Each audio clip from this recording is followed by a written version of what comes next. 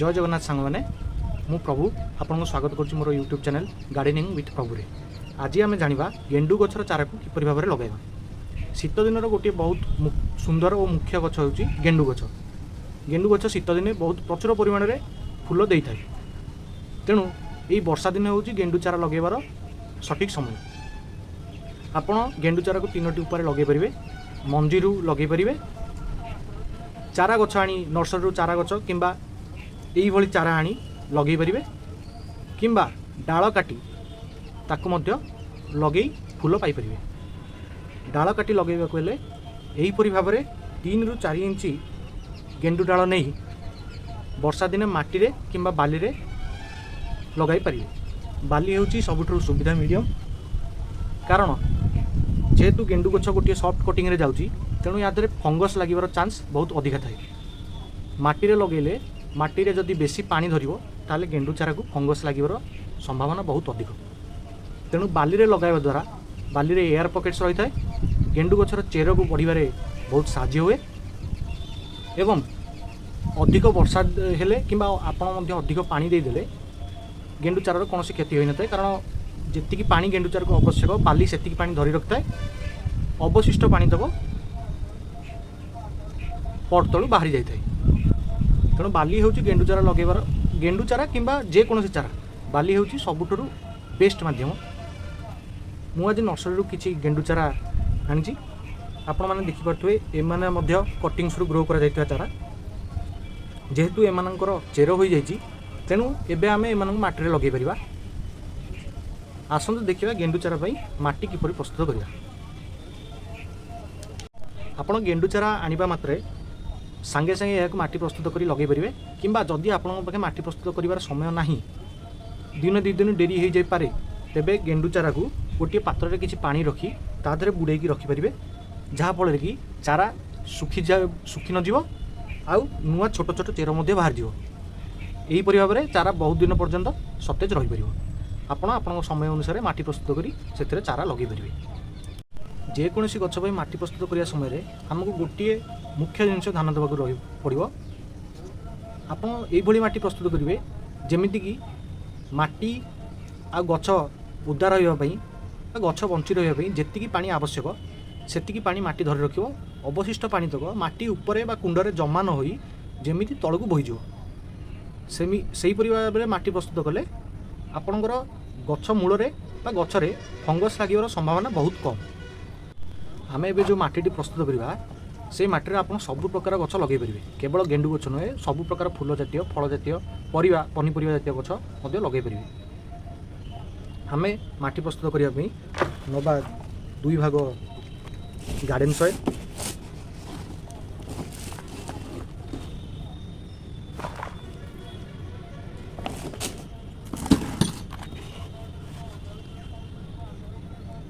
दुई भाग vermi compost. आपन पाखे जदि गोबर खत भी अच्छी आप गोबर खत भी नहीं पारे।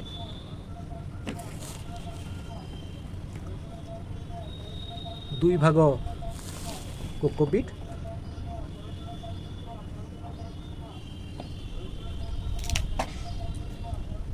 एवं गोटे भाग बाली।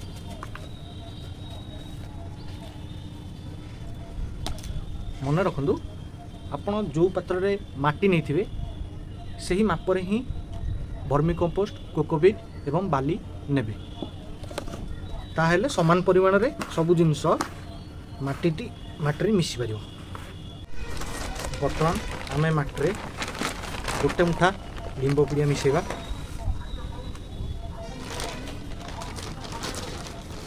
लिंब पिड़िया मिसेबार कारण होची लिंब पिड़िया गछ को फंगाल डिजीज रक्षा करिवो एवं पोक जोकरु मध्य रक्षा करिवो। तेणु लिंब पिड़िया मिसेवा अत्यंत आवश्यक। आप लिंब पिड़िया जब आप पाखे ना तेज फंगिसाइड मिसई पारे।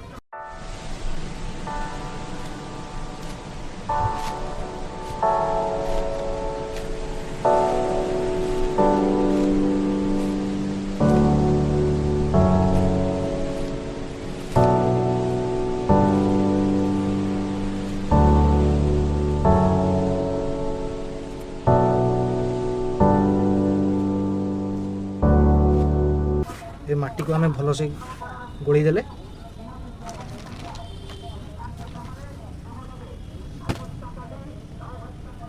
ମୁଁ ଗଛ ପକାଇବା ପାଇଁ এইଭଳି ସିଡ୍ଲିଂ ଟ୍ରେର ବ୍ୟବହାର କରିଛି।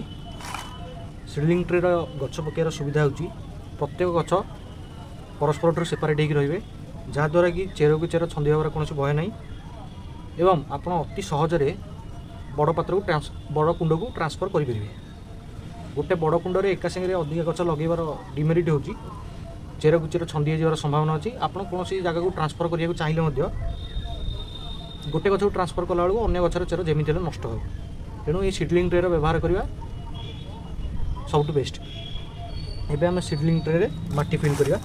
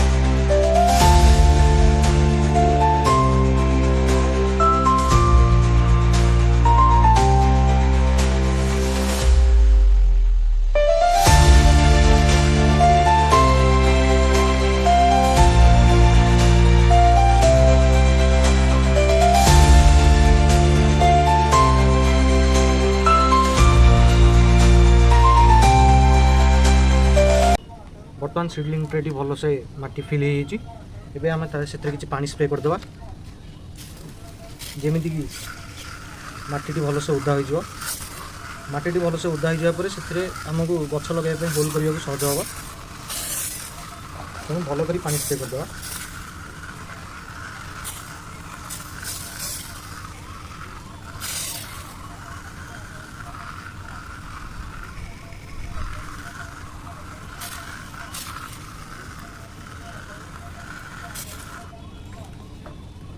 ବର୍ତ୍ତମାନ ମାଟିଟି ଭଲସେ ଓଦା ହୋଇଯାଇଛି। ଆମେ ଏବେ ଆଙ୍ଗୁଠି ସାହାଯ୍ୟରେ ଟିକେ ଟିକେ ହୋଲ୍ କରିଦେବା।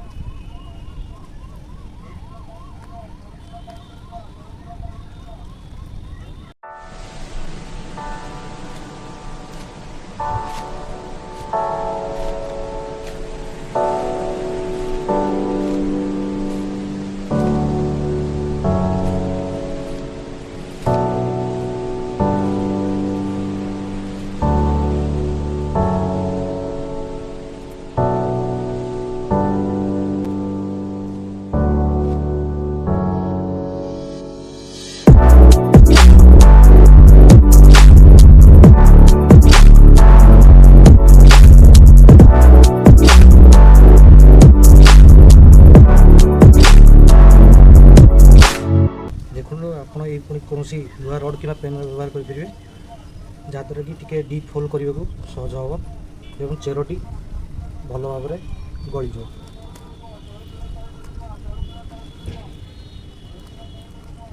କାରଣ ଗଭୀର ହୋଲ୍ ନ କଲେ ଗଛ ବେଶୀ ଭିତରକୁ ଯିବନି, এটা ଭଲ ରୁଟ୍ ସିଷ୍ଟମ୍ ବି ଡେଭଲପ୍ ହେବନି। ଦେଖନ୍ତୁ ଏବେ ସବୁଥିରେ ହୋଲ୍ ହୋଇଗଲା। ଏବେ ଚାଲନ୍ତୁ ଗଛ ଲଗାଇବା।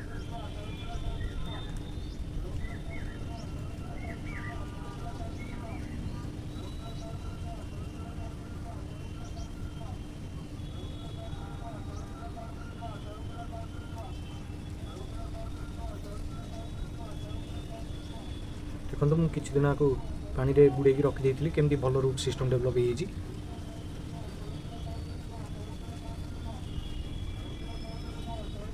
ବେଶୀ ଦିନ ପାଣିରେ ବୁଡ଼େଇ ରଖିବେନି, କାରଣ ଏହିପରି ଭାବେ ପତ୍ର ସଢ଼ିଯିବାର ସମ୍ଭାବନା ଅଛି। ମ୍ୟାକ୍ସିମମ୍ 2 ରୁ 3 ଦିନ ପାଣିରେ ଆପଣ ବୁଡ଼େଇକି ରଖିପାରିବେ।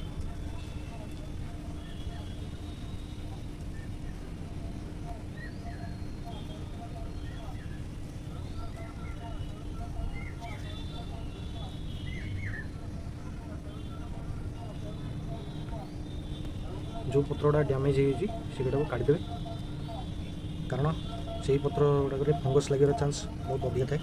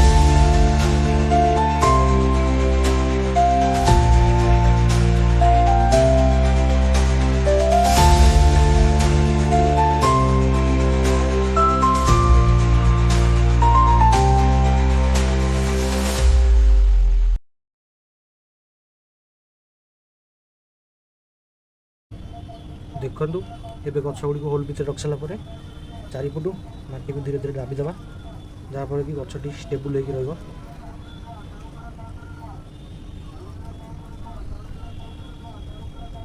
धीरे धीरे दाबे जमीक रूट छिंटी न जीव।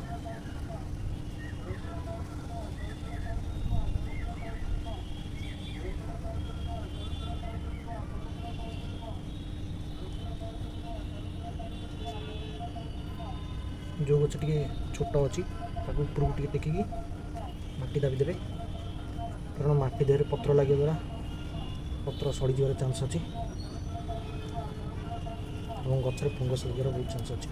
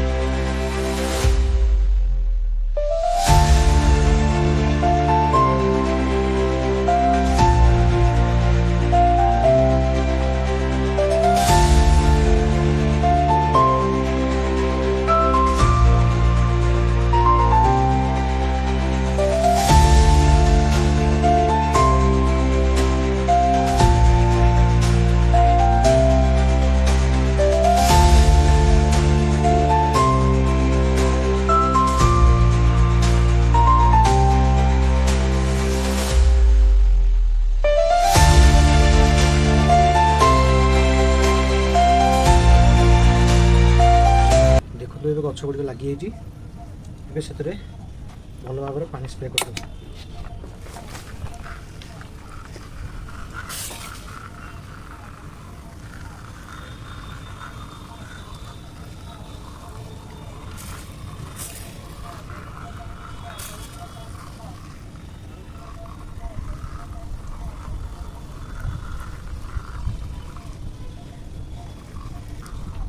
जेहेतु गछ गुड़िक रूट डेभलप हो जाता से लगातार पानी देवे ना माटी सुखा पर पानी देवे कारण लगातार पानी देवा द्वारा रूट रे फंगस इन्फेक्शन हो गछटी मरीज या 4 ରୁ 5 दिन हल्का सूर्यकिरण पड़ता जगह रखीद